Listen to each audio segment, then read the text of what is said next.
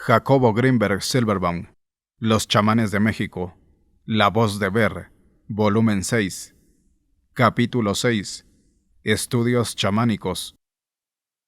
Comparación entre el enfoque sintérgico acerca de la creación de la experiencia y los conceptos chamánicos de los indios yaquis.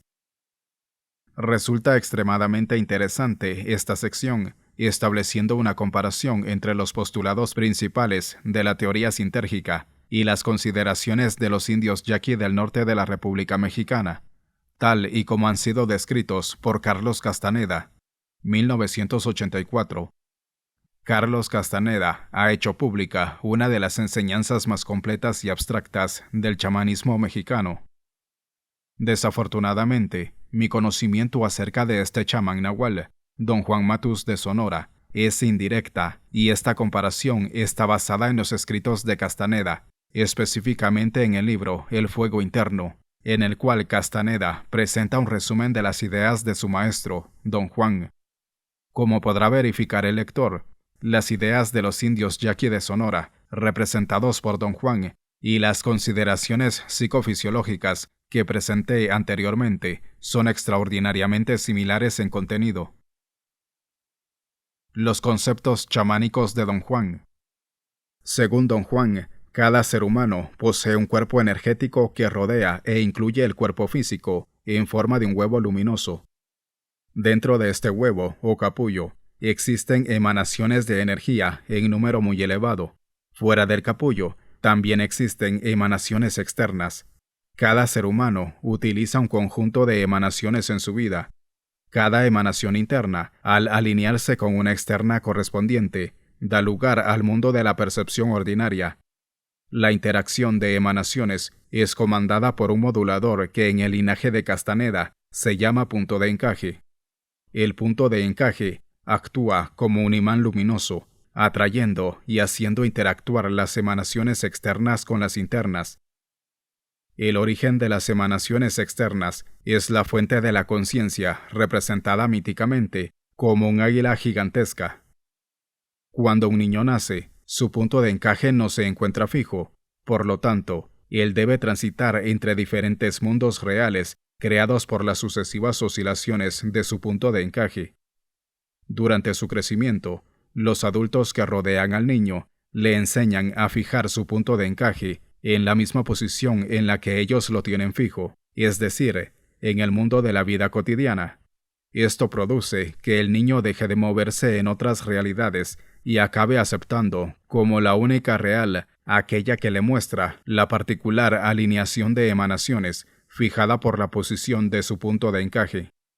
Como adulto, este niño repetirá las mismas enseñanzas con sus propios hijos, considerando que la realidad cotidiana es la única existente.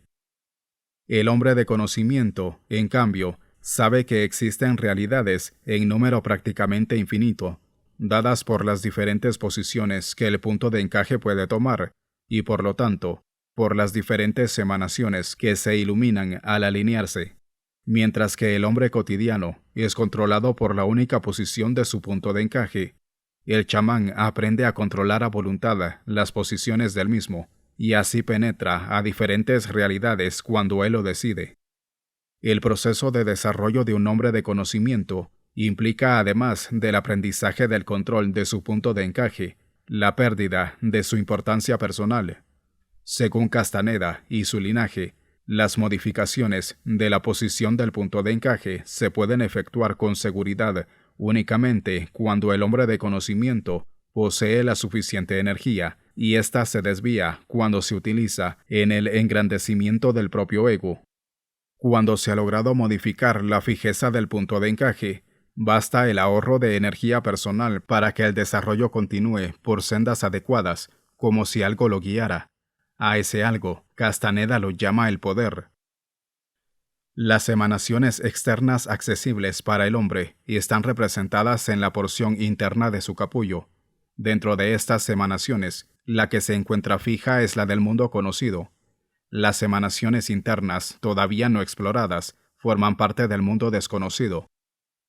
Las emanaciones externas, que no tienen correspondencia con las internas, forman parte de lo que no se puede conocer.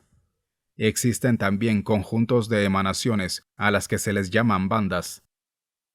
En su linaje, el mundo desconocido forma parte del nahual, mientras que el conocido es el tonal. El maestro de los chamanes también se conoce como nahual, porque es él quien tiene el más poderoso acceso a las bandas desconocidas, y es él quien está preparado para mostrarlas a sus discípulos. Según Don Juan, la razón de nuestra vida es el volvernos conscientes de ser. Cuando el chamán recorre cada una de las posibles bandas desconocidas, volviéndose consciente de ser en cada una de las realidades, llega al pináculo de su desarrollo. En este momento, el hombre de conocimiento tiene la opción de decidir por la libertad total. Si decide hacerlo, se extingue de este mundo en un acto supremo y portentoso de voluntad. Este acto implica encender al unísono todas las emanaciones de todas las bandas. Carlos Castaneda ha sido testigo en 2 ocasiones de este increíble evento. La primera, cuando Don Juan desapareció de este mundo, y la segunda, en 1985, cuando Florinda, una de las discípulas de Don Juan, hizo lo propio. Según Castaneda, Florinda lo llamó junto a otro miembro de su grupo y se despidió de ellos. Acto seguido, encendió sus bandas y súbitamente desapareció sin dejar rastro alguno, ni siquiera sus propias ropas. Según el linaje de Castaneda, cuando alguien muere así, su conciencia persiste viva y en libertad total. Uno de los conceptos más interesantes de este linaje es la consideración de la existencia del molde del hombre. El molde del hombre es un conjunto de bandas que nos caracterizan como humanos. Cuando alguien es capaz de sentir ese molde, su experiencia es estática. Lo que denominamos Dios es para Castaneda este molde. Comparación teórica. Según Don Juan, existe una maestría de estar consciente de ser, la que consiste en entender y manejar una serie de verdades en un orden específico.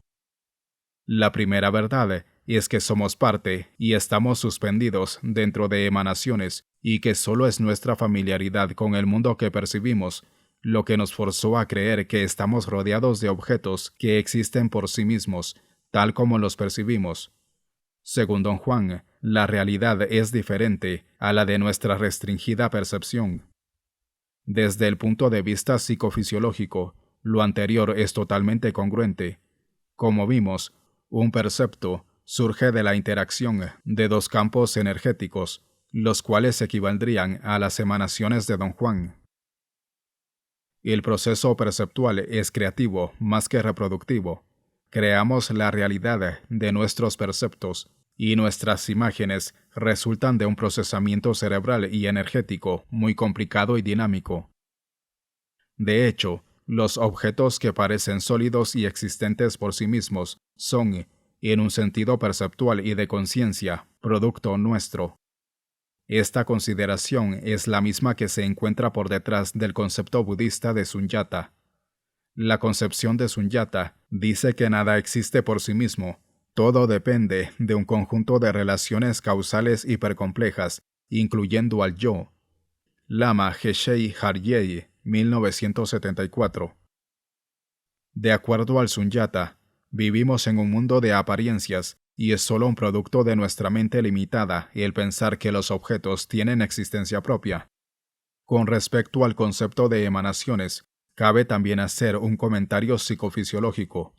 Como ya vimos, de acuerdo a la teoría sintérgica, el proceso perceptual surge como resultado de la interacción de un campo energético externo al cerebro, el campo cuántico, y un campo originado en el cerebro, el campo neuronal.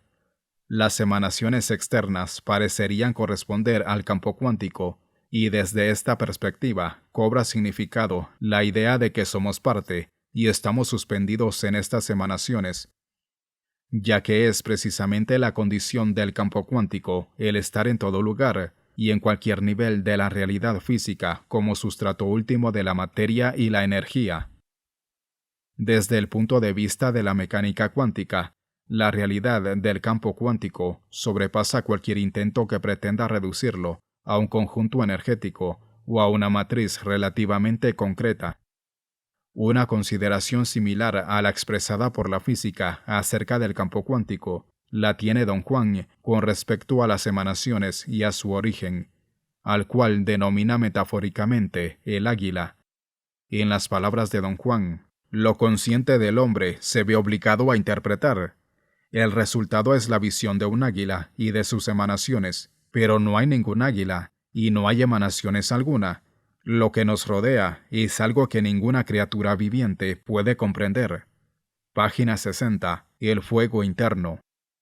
Por otro lado, según la teoría sintérgica, poseemos un mecanismo vocalizador de la interacción de campos, el factor de direccionalidad que determina qué nivel de la realidad aparece como consciente. Según Don Juan, los organismos están hechos para captar cierta porción de esas emanaciones y cada especie tiene una gama definida. Las emanaciones ejercen enorme presión sobre los organismos y a través de esa presión, los organismos construyen su mundo perceptible. En nuestro caso, como seres humanos, nosotros utilizamos esas emanaciones y las interpretamos como la realidad. Pero lo que el hombre capta es una parte tan pequeña de las emanaciones del águila que resulta ridículo dar tanto crédito a nuestras percepciones, y sin embargo, no es posible pasarlas por alto. Página 63. El fuego interno. La realidad perceptual, de acuerdo con la teoría sinérgica, surge a partir de un patrón de interferencia resultante de la interacción entre el campo neuronal y el cuántico. En las palabras de Don Juan, percibir consiste en emparejar las emanaciones encerradas en nuestro capullo con las que estén afuera. Página 66. El fuego interno. Con capullo, Don Juan quiere decir nuestro cuerpo luminoso, o una porción o nivel de nuestro cuerpo energético que los videntes ven como luminoso. Ver es hacer que la energía del interior de nuestro cuerpo se acople con la energía externa, es decir, ver surge a partir de una interacción de dos campos. Uno de los conceptos más profundos e interesantes de la aproximación de Don Juan al conocimiento es el concepto de la conciencia de ser. De acuerdo con Don Juan, es el águila quien otorga la conciencia de ser. Página 57. El fuego interno. En términos sintérgicos, es el observador quien, al transformar un campo de energía en experiencia consciente y al integrarla y unificarla, otorga la conciencia de ser. Para Don Juan, uno de los legados más dramáticos de su tradición, el descubrimiento de que los seres vivientes existen solamente para acrecentar la conciencia de ser. Página 56. El fuego interno. Ya vimos que para la aproximación sintérgica, el origen de la conciencia es el ser, o procesador central, puesto que uno de los atributos del ser es la infinita cantidad de información que unifica en forma coherente. Se puede considerar que el proceso de desarrollo de un ser humano se completa cuando su conciencia personal se hace indistinguible de la conciencia del ser. Entonces, el camino del desarrollo debe implicar el logro de una cada vez mayor coherencia y unificación. La forma de lograr lo anterior es la contemplación autoalusiva total y sin límites, la cual consiste en incrementar la capacidad de observación simultánea de diferentes órdenes, modalidades y niveles de la experiencia. Cuando un sujeto es capaz de volverse consciente de toda su experiencia y logra en toda una observación simultánea de contenidos, su factor de direccionalidad se abre en un abanico omniabarcante y comienza a reflejar su mismo origen, es decir, el procesador central o ser. La observación simultánea es un incremento de coherencia y este último conjunto, con el aumento de información concentrada, hace que no solo la coherencia del sujeto se amplifique, sino que el campo surgido de esta dinámica sea capaz de crear una interacción congruente con niveles más sutiles de la realidad. Al aumentar la sinergia del cerebro, se atraviesa un umbral cuántico y se establece un contacto con el ser. Algo similar apunta don Juan al decir que la libertad total se logra cuando un guerrero logra volverse consciente de ser, en forma simultánea, de todas las posiciones posibles de su punto de encaje. Lo mismo ocurre cuando el cerebro incrementa su coherencia y la cantidad de información que concentra. De pronto, acontece un cambio dimensional y el sujeto se encuentra súbitamente en un nuevo orbital de la conciencia, más cercano en su origen en el ser. Este parecería ser el movimiento y la dirección del desarrollo humano. El punto de encaje. El punto de encaje, en la concepción de don Juan, equivale a factor de direccionalidad de la aproximación sintérgica.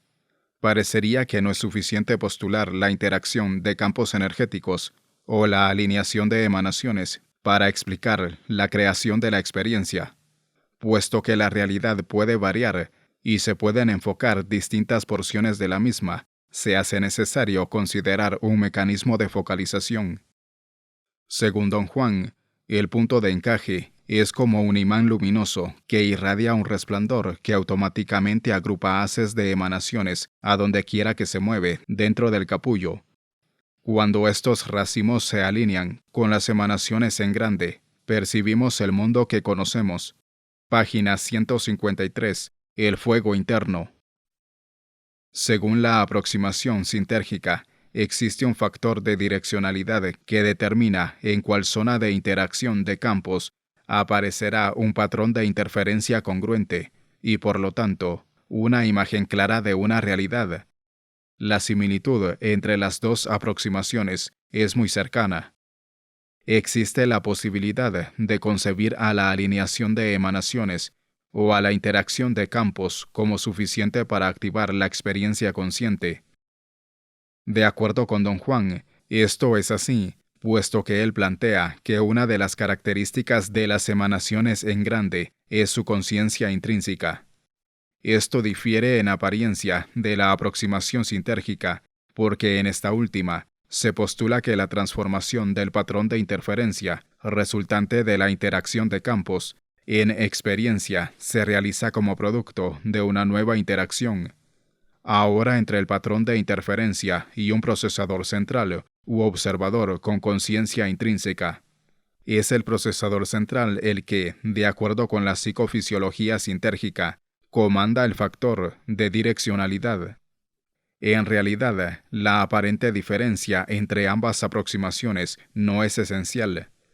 Para don Juan, la conciencia intrínseca de las emanaciones en grande está ligada a su origen en la mítica águila, la que bien podría conceptualizarse como el procesador central, ya que ambos poseen una función similar. Para don Juan, la libertad se consigue cuando el sujeto individual logra extraerse a las influencias del águila.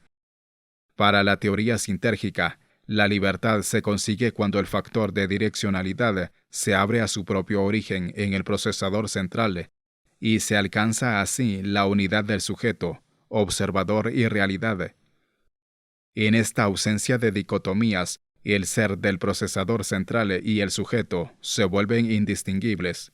Algo similar podría esperarse de la concepción de los yaquis, ya que ésta considera como camino de desarrollo el incremento de la conciencia de ser, y éste no puede tener otra meta que el logro de la unidad. El logro de la unidad es el logro de la independencia, porque allí el sujeto no se pierde como individuo, sino adquiere expansión. En este sentido, la libertad es una expansión total de la individualidad. Por último, don Juan menciona la existencia de tres grandes áreas de conocimiento. 1. Lo conocido. 2. Lo desconocido. Y 3. Lo que no se puede conocer. Lo conocido es el reino de la vida cotidiana en sus diferentes niveles. Lo desconocido es aquello que se encuentra más allá de nuestra experiencia normal, permanece en el misterio, pero tiene probabilidades de conocerse. En cambio, lo que no se puede conocer se encuentra más allá de toda posibilidad humana. Quien se atreve a internarse en el reino de lo que no se puede conocer, no solamente se perderá a sí mismo, sino que podrá incluso morir. Desde el punto de vista sinérgico, también existen tres reinos de conocimiento. 1. Los patrones de interferencia congruentes u orbitales permitidos de la conciencia. 2. Los posibles patrones de interferencia congruentes todavía no explorados. 3. Las zonas intermedias entre orbitales. La correspondencia entre estos tres reinos sinérgicos y los mencionados por Don Juan es total.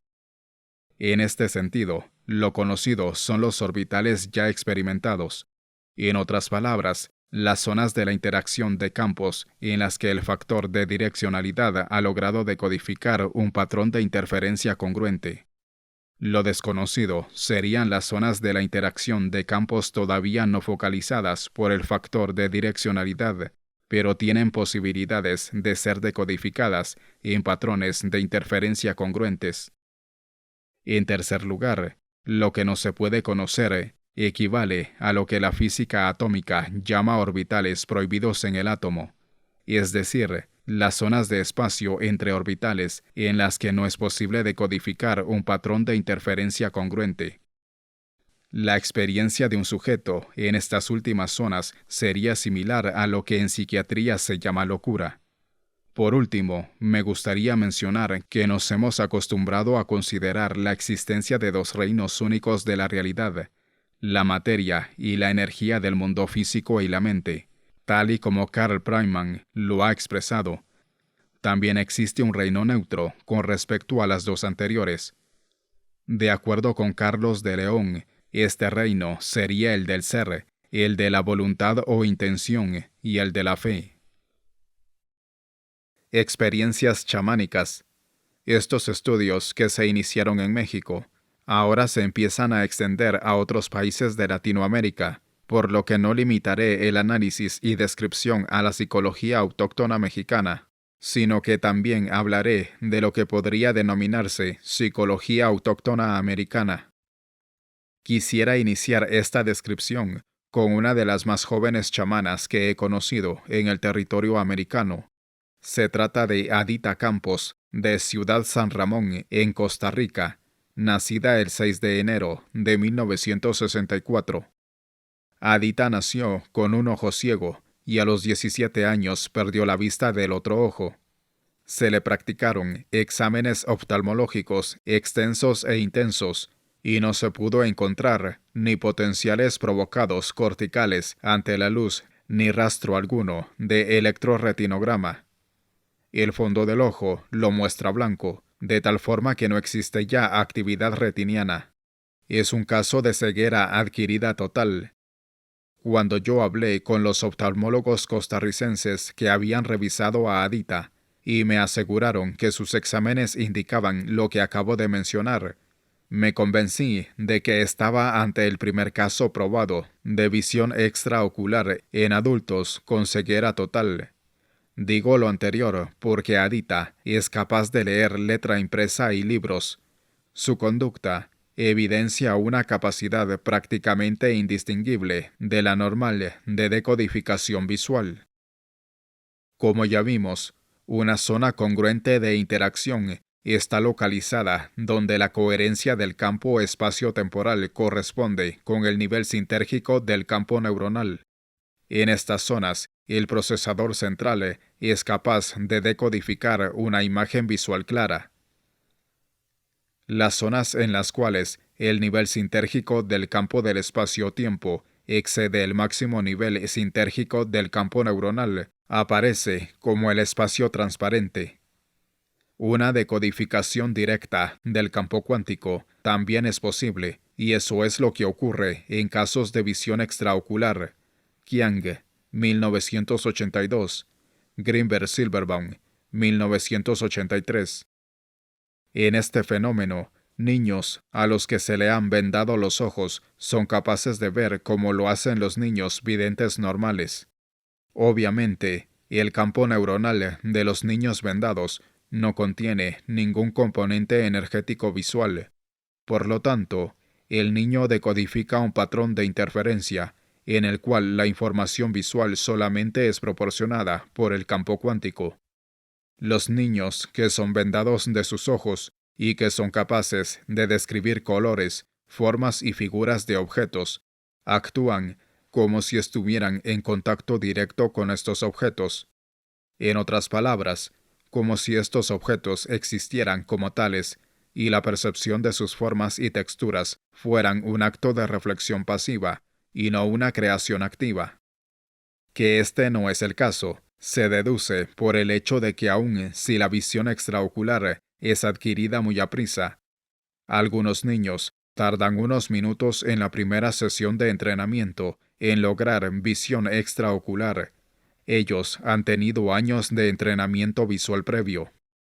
Desgraciadamente, esto podría querer decir que niños ciegos desde el nacimiento son incapaces de aprender a ver extraocularmente.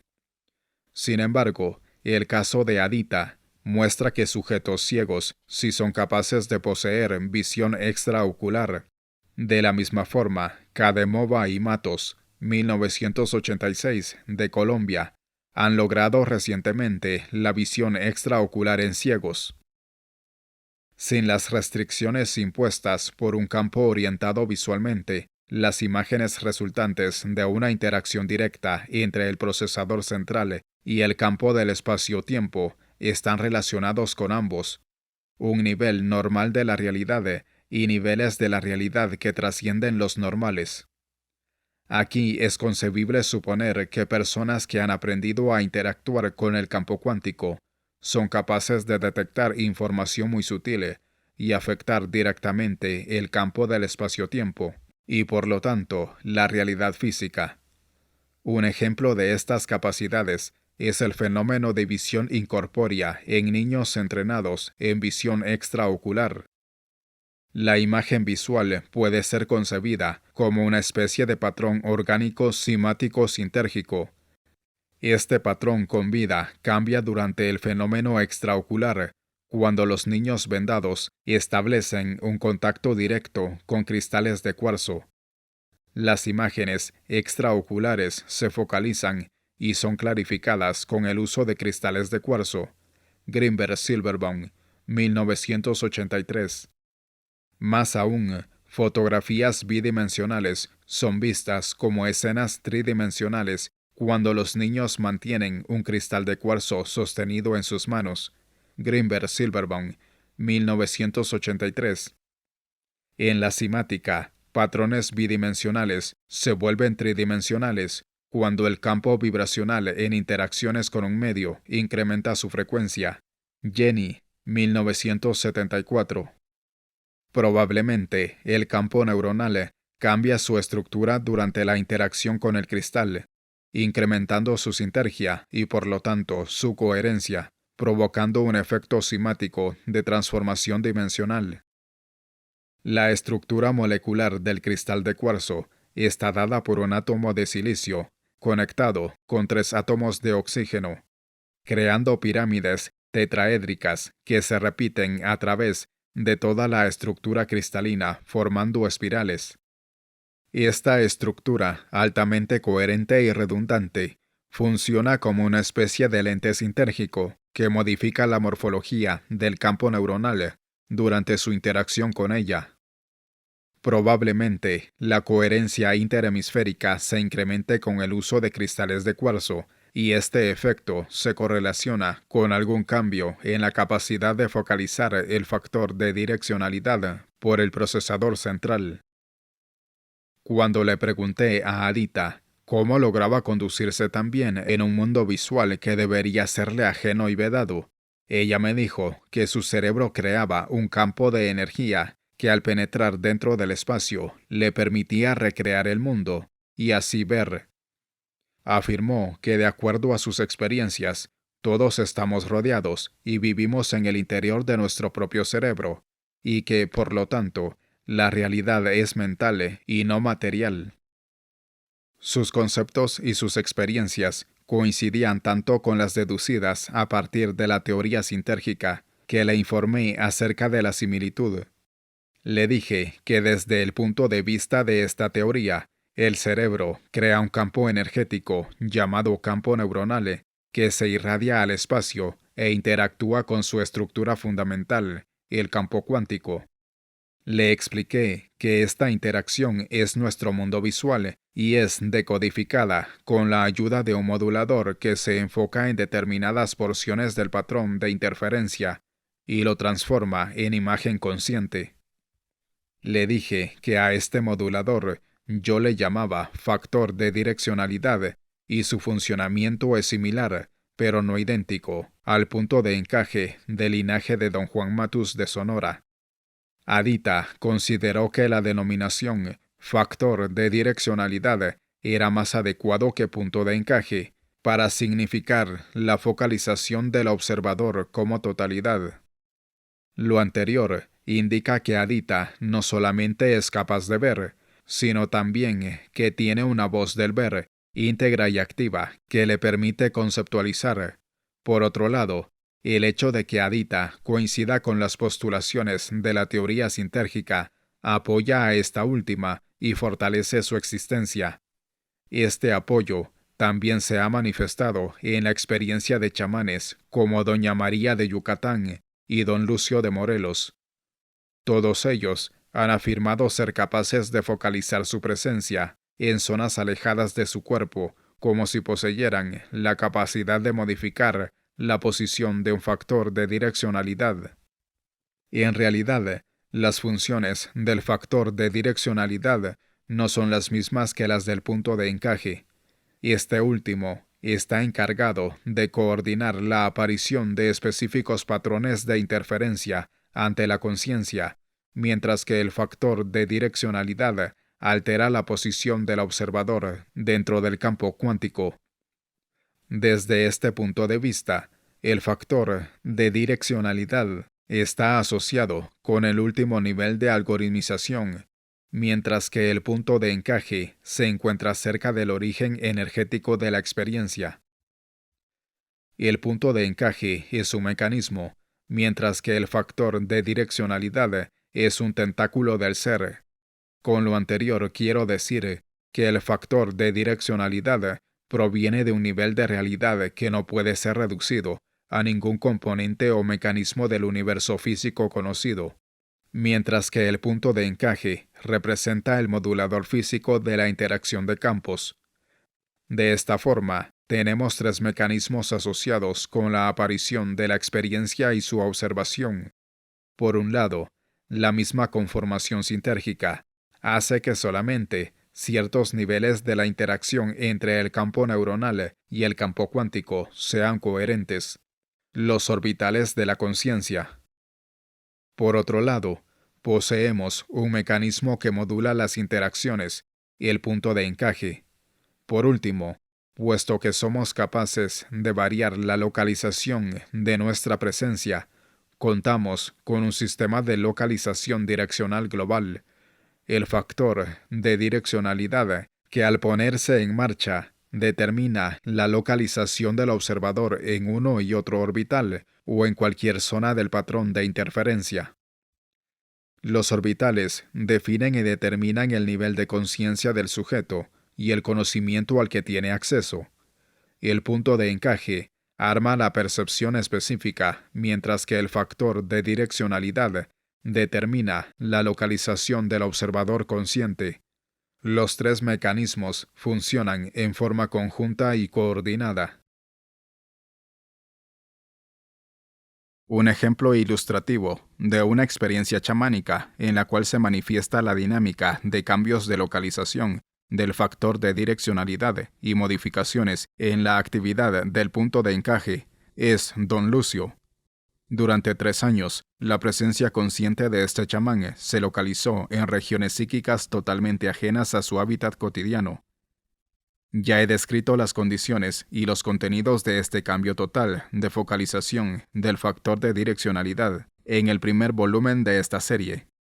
Aquí solo diré que Don Lucio afirma haber estado en relación estrecha con seres de otra dimensión y haber viajado con ellos a distintos parajes, mientras su cuerpo permaneció inerte y en coma saturante 36 meses, a partir de que un rayo lo hirió en el campo. Una vez recuperado, Don Lucio dice ser capaz de experimentar por lo menos 2 diferentes niveles de la realidad: el mundo cotidiano visible, y lo que denomina el mundo invisible, en el cual se perciben los pensamientos de la gente en forma directa y averbal. Lo anterior claramente indica que don Lucio es capaz de colocar la posición de su punto de encaje en por lo menos dos diferentes zonas de interacción, haciendo aparecer su experiencia en ambas. Parecería que la zona que don Lucio denomina el mundo invisible posee mayor sinergia que la zona visible, a juzgar por sus contenidos más sutiles de alta inclusión en comparación con la segunda. Esta última conclusión se fortalece porque cuando don Lucio se ha colocado en la zona invisible, el autor ha podido constatar que los contenidos de la experiencia de este chamán se refieren a eventos más trascendentales, globales y abarcantes que los provenientes de la experiencia con la zona visible. En su linaje, don Juan parece coincidir con don Lucio cuando habla de la primera y la segunda atención. Esta última podría coincidir con el mundo invisible, mientras que la primera con el mundo visible. Puesto que de un campo informacional de mayor sinergia se podrían esperar contenidos de experiencias similares a los provenientes de la zona invisible, esta parece estar colocada en bandas de conciencia de mayor sinergia. Otro caso de un chamán en el cual se manifiestan cambios de posición de ambos, el factor de direccionalidad y el punto de encaje, es doña Josefina de Oaxaca. Ella es capaz de hacer aparecer su experiencia yoica en lugares del espacio alejados de su centro corporal, lo cual indica una capacidad clara de alterar la localización de su factor de direccionalidad. Por otro lado, su gran sensibilidad y capacidad de comunicación directa, que también ya he descrito antes. Ver volumen 2 de Los Chamanes de México, indican que doña Josefina posee control sobre su propio punto de encaje. Por otro lado, el punto de encaje y el factor de direccionalidad difieren también en otro aspecto. El punto de encaje parece ser parte de un mecanismo intraorbital, es decir, el punto de encaje es modulador entre el observador consciente y un orbital de la conciencia, X o Y o Z, pero no tiene acceso a una decodificación transorbital. En cambio, el factor de direccionalidad no es un mecanismo, sino una extensión del mismo observador, muy cercana al ser, que puede actuar transorbitalmente o intraorbitalmente. En otras palabras, el origen del factor de direccionalidad es el ser, y no un mecanismo energético. El ser es capaz de localizar el factor de direccionalidad en porciones específicas en un orbital X o Y o Z, colocando allí la presencia del observador. Doña Josefina de Oaxaca afirma ser capaz de viajar a diferentes porciones del planeta para ir a visitar a sus enfermos. Lo que ella hace es localizar su presencia en diferentes localizaciones del orbital de conciencia, de la realidad del planeta.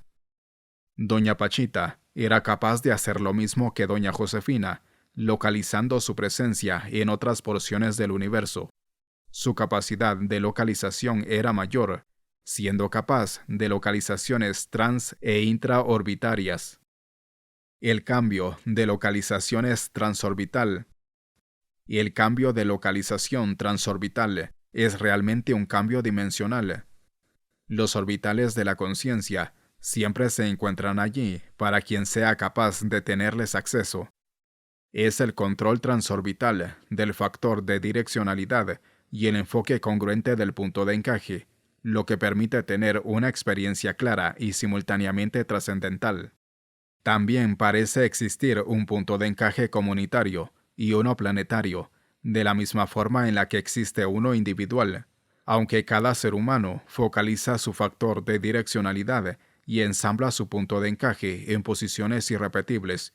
Todos tenemos un similar rango territorial de focalización. La conciencia humana forma y es parte de un solo orbital de la conciencia. A este último orbital, don Juan Matus le llama el molde del hombre. Cuando un ser humano es capaz de salirse del rango humano y logra focalizar su experiencia y su presencia en orbitales no humanos, gana territorio para la conciencia humana. A partir de su logro, la zona conquistada pasa a ser patrimonio de la conciencia humana. Esta ha sido la forma en la que los patriarcas de la humanidad, los profetas y los santos han procedido, y es la forma en la que lo seguirán haciendo. El punto de encaje planetario afecta a los puntos de encaje individuales y es afectado por ellos. La dinámica de estos efectos mutuos y sus mecanismos no se conocen todavía, pero seguramente se relacionan con modificaciones en la organización del espacio. Acerca de lo anterior, en estudios de laboratorio, Greenberg-Silverbaum, 1987, el autor ha demostrado que existe una transferencia directa de niveles de coherencia interhemisférica en sujetos durante la comunicación directa. La posición del punto de encaje individual parece estar relacionada con el nivel de coherencia del cerebro. Evidencias que están de acuerdo con lo anterior han sido obtenidas en el Laboratorio de Investigaciones Psicofisiológicas. En un estudio realizado por el autor, 1986, observamos que cambios en la coherencia interhemisférica se acompañaban de apariciones de imágenes y cambios de conciencia, hasta que en un nivel de máxima coherencia, la experiencia que se obtenía era la del yo puro. Ya mencionamos que Maria Corsi, 1986, ha demostrado que existen incrementos notables en la coherencia cerebral, tanto durante el sueño lento como en el paradójico, puesto que correlativamente con estas etapas del ciclo vigilia-sueño existen claros cambios en el nivel de conciencia, y es posible considerar a estos cambios en el punto de encaje correlativos con modificaciones en los niveles de coherencia, que también existen cambios en la focalización del factor de direccionalidad durante modificaciones en la coherencia cerebral. Lo indica un estudio realizado hace algunos años, 1979, en el cual pudimos realizar un registro de actividad cerebral durante un desdoblamiento corporal en un sueño talentoso. Este sujeto informó que fue capaz de cambiar la localización de su presencia yoica durante el registro, trasladándola a una posición alejada 60 kilómetros del laboratorio. Simultáneamente, con este cambio del factor de direccionalidad, la actividad cerebral se alteró drásticamente, incrementándose la coherencia de ondas lentas, por lo cual tanto el punto de encaje como el factor de direccionalidad individual cambian durante alteraciones en los niveles de coherencia cerebrales. Algo similar podría esperarse con el punto de encaje comunitario y con el factor de direccionalidad global durante modificaciones de la sinergia espacial. Esta última depende fundamentalmente de la coherencia del campo cuántico, tal y como se explicó antes en este libro. Por lo tanto, la relación recíproca entre los factores individuales y colectivos de focalización y cambio se explican por su mutua dependencia con respecto a los niveles de coherencia cerebral y del campo cuántico del espacio. Evidencia experimental a favor de lo anterior está contenida en la investigación del grupo Maharishi, 1976-1978, quienes han demostrado que cambios en la coherencia individual afectan a grandes poblaciones y viceversa. Algunos de los chamanes que he tenido el privilegio de conocer y estudiar han manifestado tener experiencias que están de acuerdo con las consideraciones anteriores. Un caso interesante en este sentido es el de Don Lucio, quien afirma que los cambios en la conciencia colectiva dependen del estado y poder de ciertos individuos claves. Diferentes tradiciones han sostenido puntos de vista similares. Entre ellos destacan el misticismo judío, que, como ya vimos, afirma que en cada generación deben existir un mínimo de 36 justos o santos, quienes sostienen la conciencia de toda generación. En el cristianismo, Cristo es visto como el Salvador del mundo, y en el budismo tántrico, las deidades son usadas como plataforma de cambios de la conciencia de quienes meditan en ellas y son capaces de visualizarlas. Estas visualizaciones incorporan en la conciencia del adepto las cualidades del ser etérico en quien se medita. El efecto Selig, obtenido en el laboratorio, está de acuerdo y fundamenta experimentalmente lo anterior. Este efecto es la capacidad de un individuo de reproducir los patrones de coherencia de otros sujetos con los que interactúa. El efecto Selig permite sentir al otro como si fuera uno mismo, y esto es una condición chamánica normal. Y el chamán utiliza el efecto Selig para conocer, en forma directa, el estado de sus pacientes. Sin embargo, y aunque ya sabemos que basta la presencia de un cerebro para afectar otro, y que aquel de los dos que posea mayor coherencia interhemisférica incrementará la coherencia del otro, el verdadero efecto terapéutico de los chamanes requiere otro proceso. Este proceso implica el mantenimiento de un estado de contacto con el ser, independientemente de los cambios emocionales, mentales y corporales, incluyendo los cambios de coherencia. De alguna manera, la focalización del factor de direccionalidad en el yo puro y la activación de un patrón de interferencia de alta sinergia por parte del chamán trae como consecuencia un efecto curativo.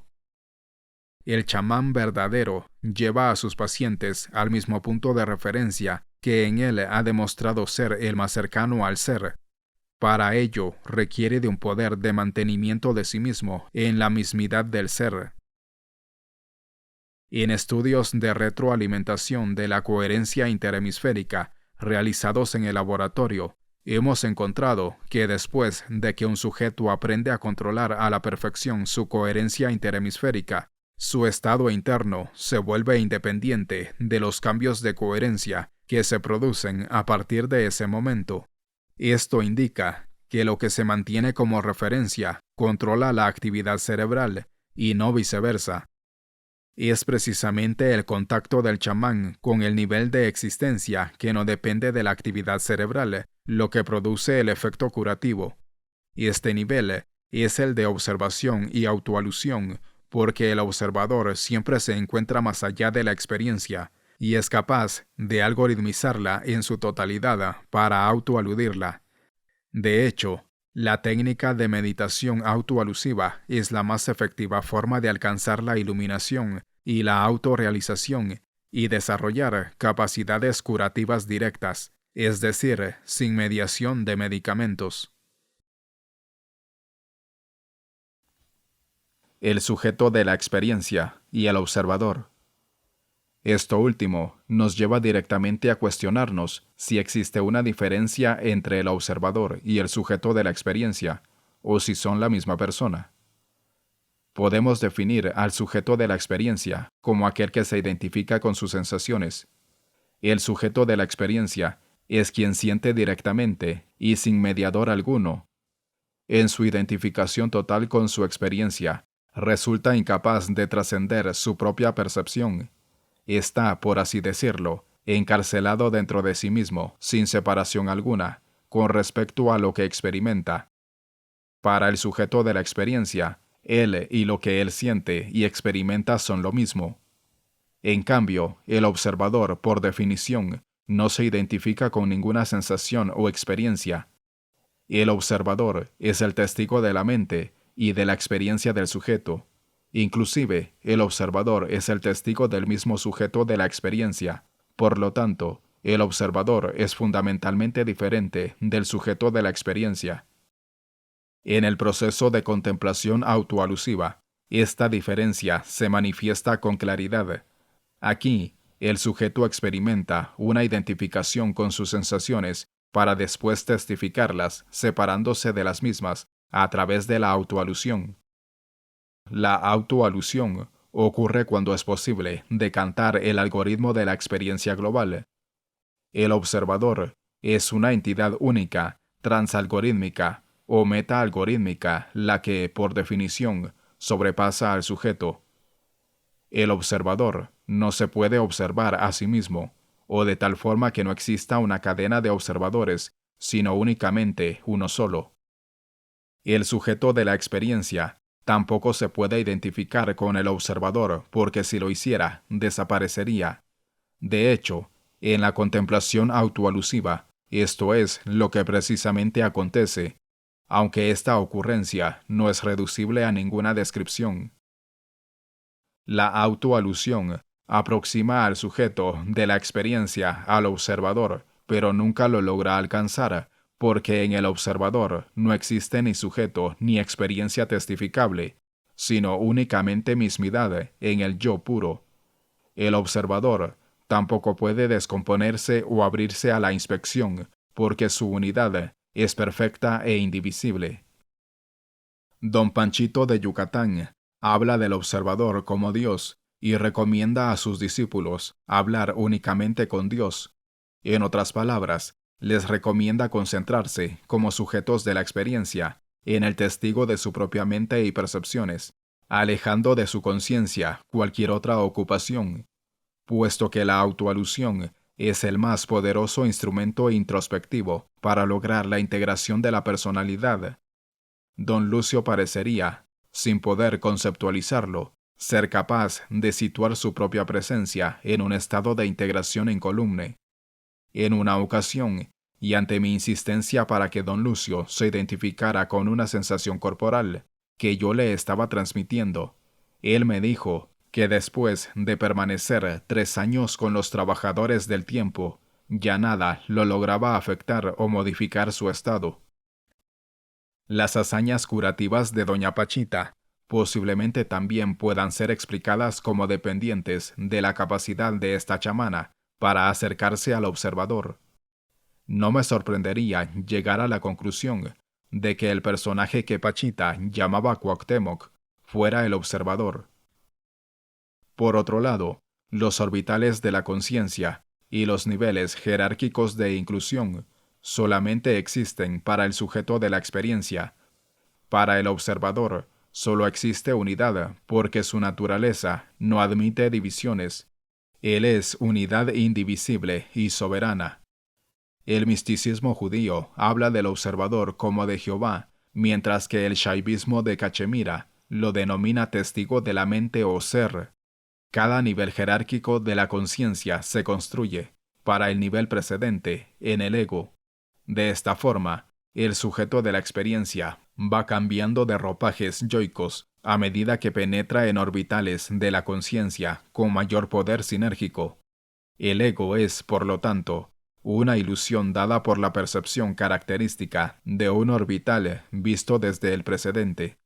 Cuando el sujeto de la experiencia logra autoaludir la percepción característica del nivel subsecuente, transforma su sensación de ego en percepto experimentado por el ego del siguiente nivel.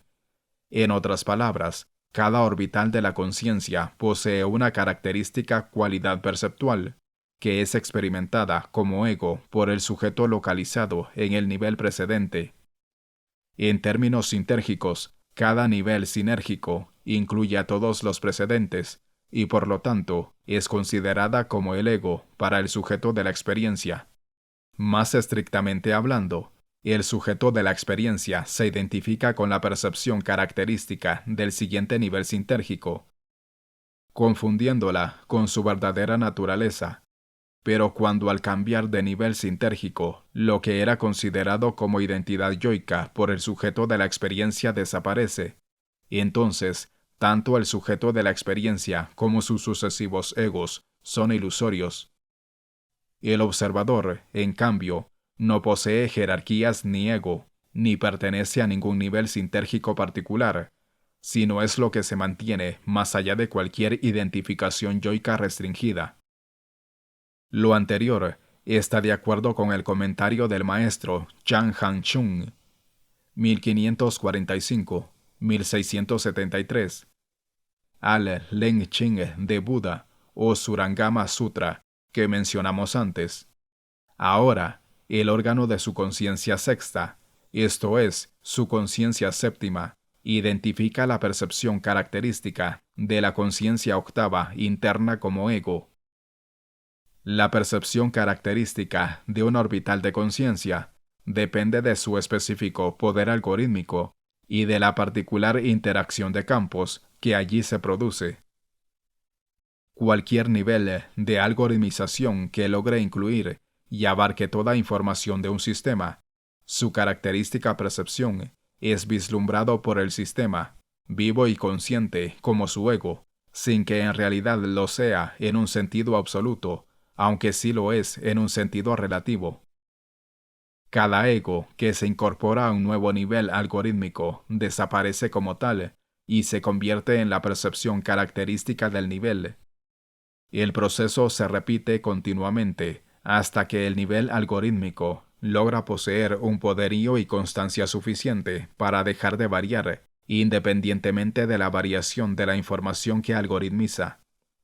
La transformación del sujeto de la experiencia al observador tiene su modelo restringido en los cambios de ego o percepción característica de cada nivel de conciencia. Este modelo, sin embargo, no refleja la unidad del observador, aunque el logro de un algoritmo invariante parece aproximársele. La transformación del ego en percepción característica se vive psicológicamente como el salto de una identificación a la observación de la misma. El observador que testifica cualquier ego y percepción característica es el mismo en toda la cadena algorítmica. Por ello, el modelo solamente se aproxima a la realidad sin poderla explicar. En conclusión, el yo es el algoritmo del siguiente nivel jerárquico de conciencia. Cuando este nivel se logra autoaludir observándolo, el yo se transforma en la percepción característica del nivel algoritmizado. La técnica para lograr lo anterior es la meditación autoalusiva. El observador no tiene jerarquías y por lo tanto no puede ser algoritmizado. Solamente el sujeto de la experiencia y sus sucesivos egos y percepciones características se pueden someter a autoalusión. El observador es una unidad indivisible, y es él quien testifica en cualquier transformación de ego la percepción característica de todos y cada uno de los niveles jerárquicos de la conciencia, representados sintérgicamente por los orbitales de la conciencia permitidos.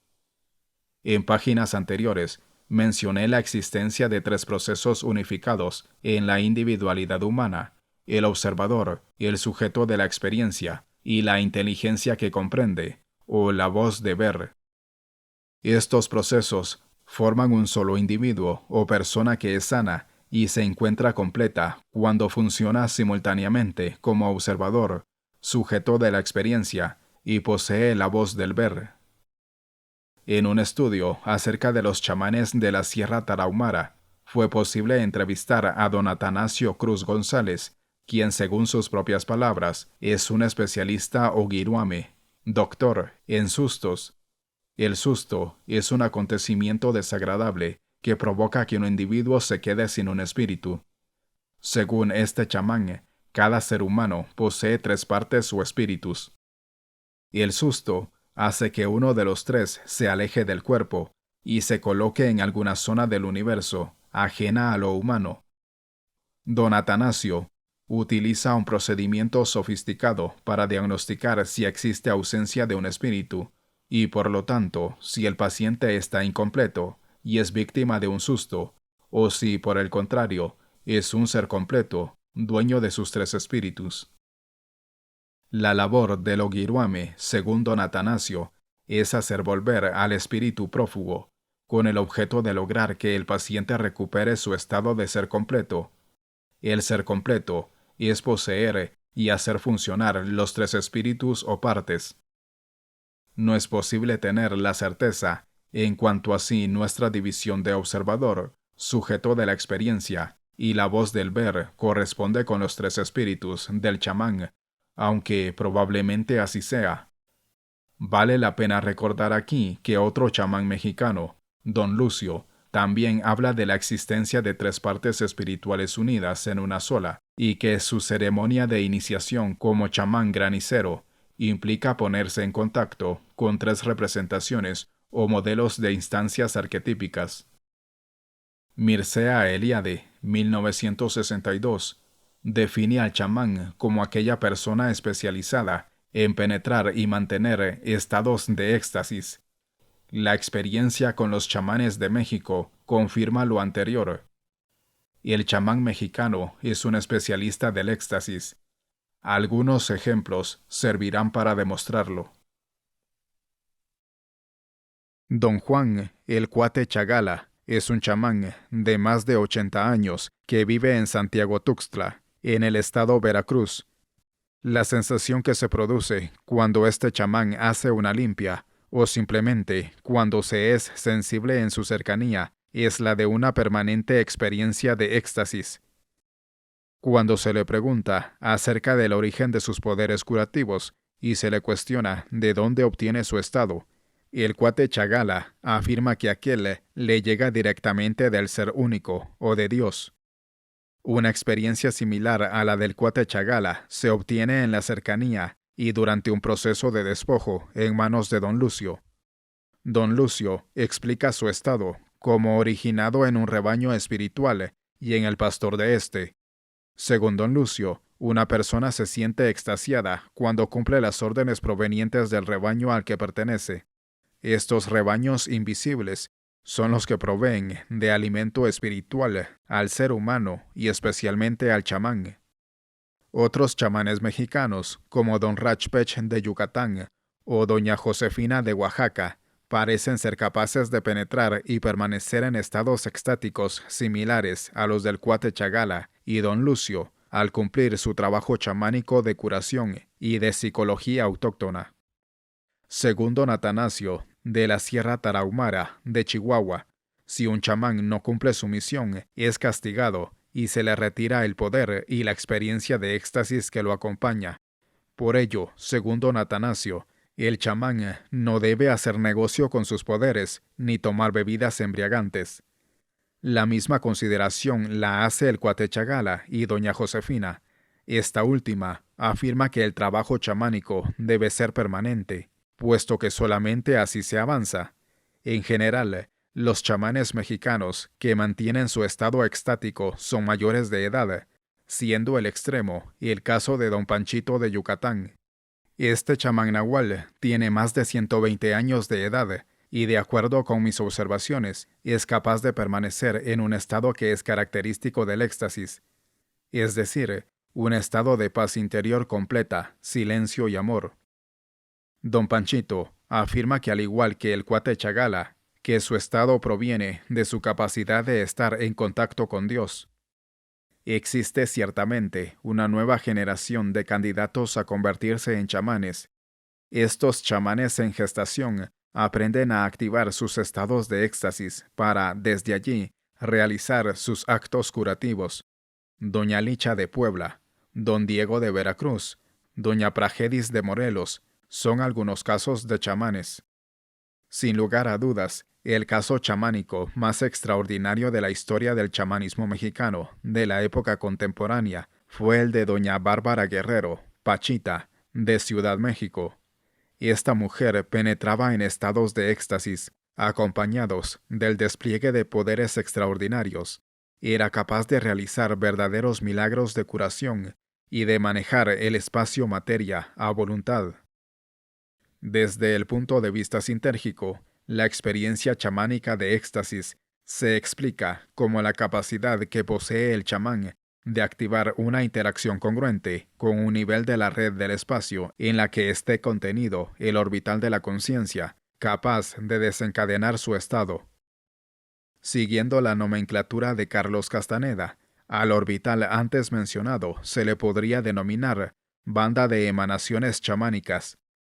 Durante el desarrollo, a medida que aumenta la sinergia del campo neuronal individual, este es capaz de establecer una interacción congruente con la estructura sutil del hipercampo. Durante esta expansión de la conciencia, lo que el sujeto de la experiencia comienza a experimentar son los componentes informacionales que representan cada vez más a la unidad, contenidos en el hipercampo.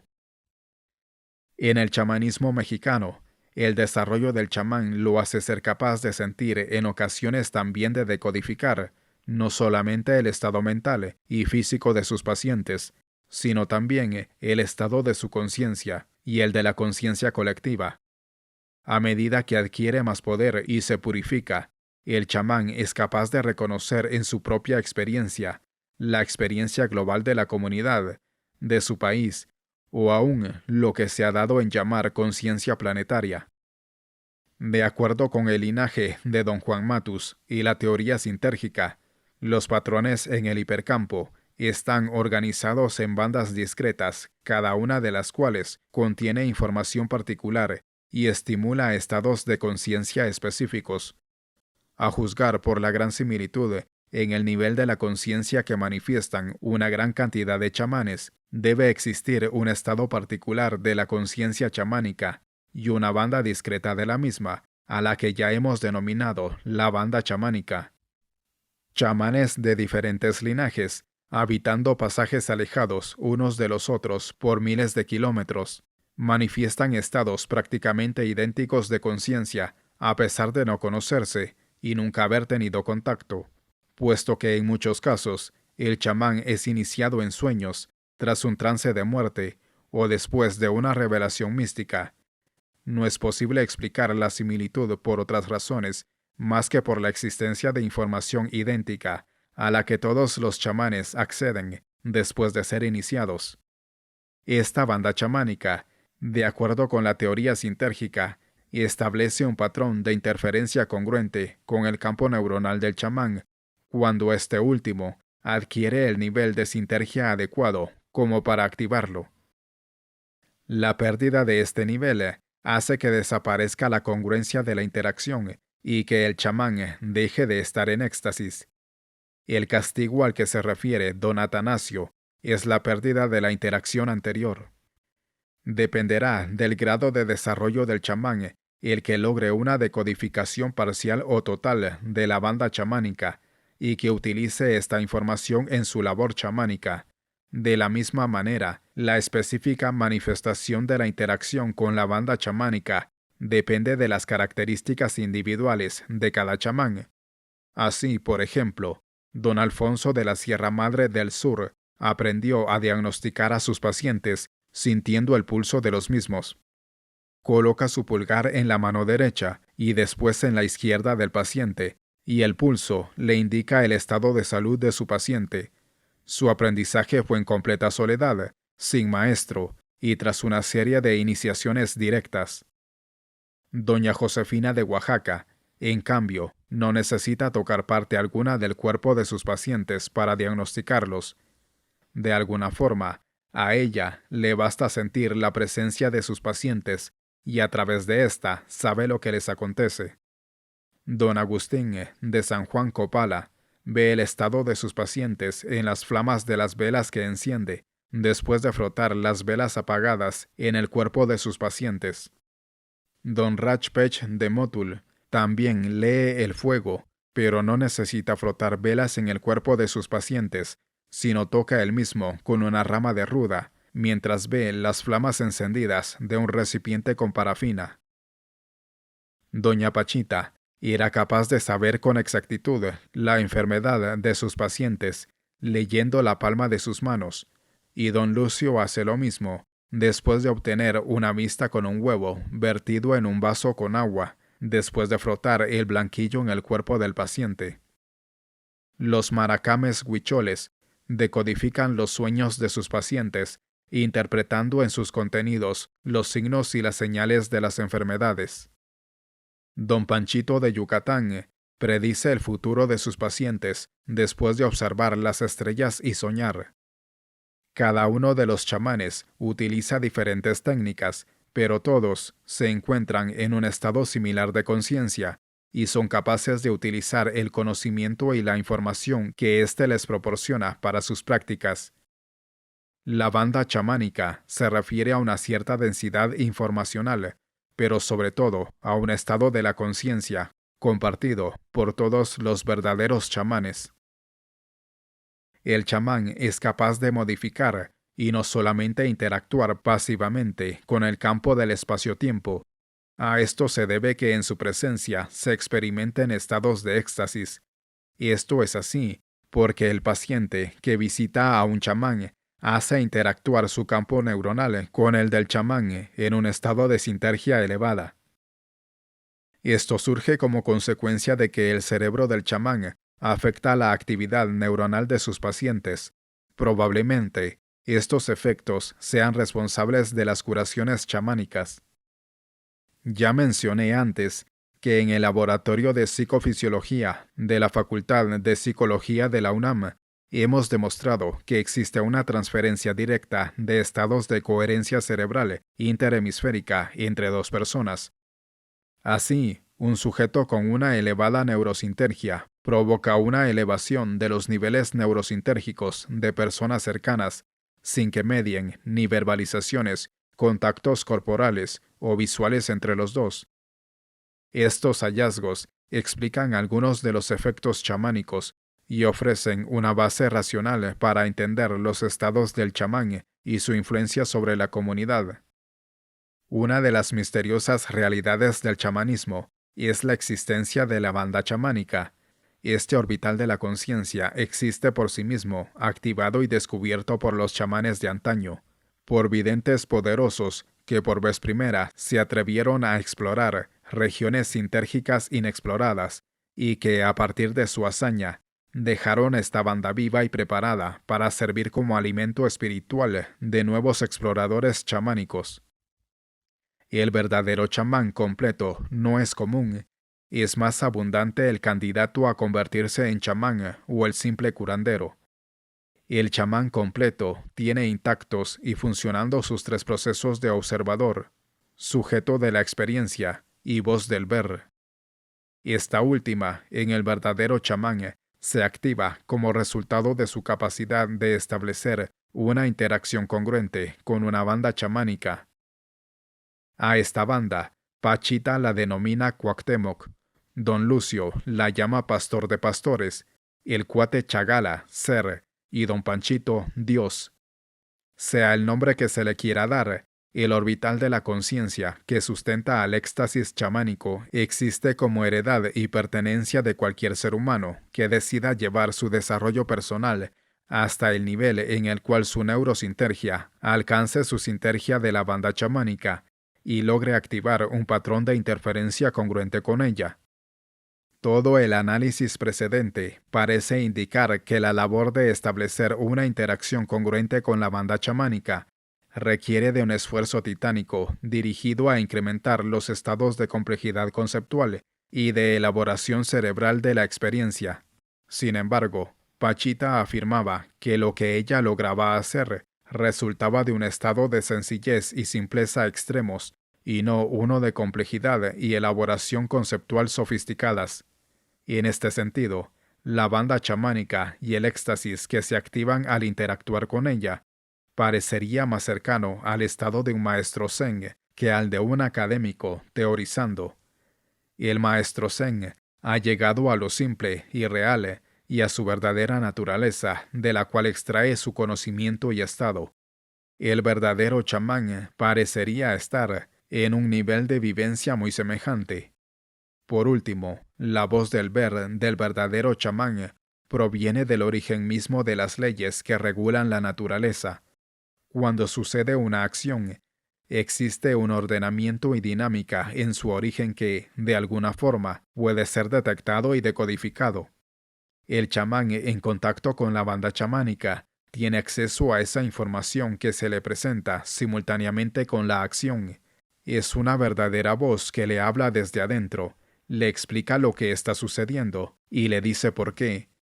Cuando se despierta esta voz, nada ni nadie la puede opacar ni negar, puesto que dice verdad y llama desde lo más profundo, desde el lugar del cual surgen todos los fenómenos.